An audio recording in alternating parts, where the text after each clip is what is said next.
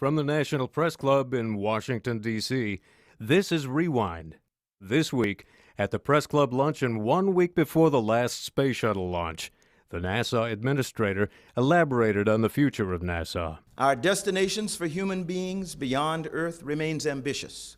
They include the Moon, asteroids, and Mars. Our investments in the systems, research, and technology for deep space will prioritize a logical sequence of future human exploration missions and forge a tighter bond between robotic and human exploration.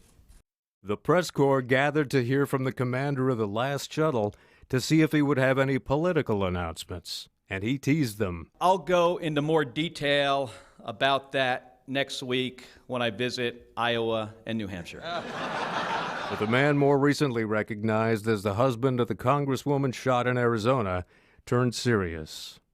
My main focus right now and for the foreseeable future is Gabby's recovery and also spending some more time with my kids. She's the politician in the family, I'm the space guy, and I see no reason to change that now. Gary Sinise, Oscar-nominated actor and star of primetime series CSI New York, was featured in a documentary of his efforts to help war veterans.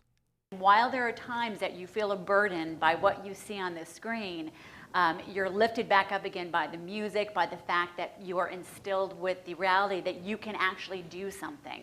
At the Press Club luncheon, Sinise reflected on his character Lieutenant Dan from the movie Forrest Gump. The story of Lieutenant Dan is a resilient story. He's somebody who goes through, the understandable anger of having his military career taken away from him, cut down. Now he's a disabled vet. What's he going to do?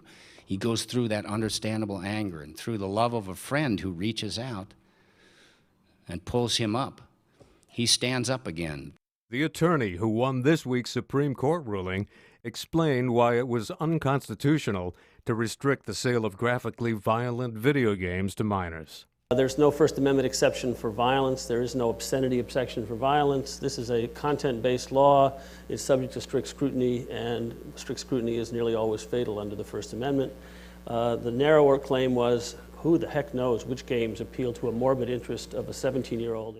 This has been Rewind.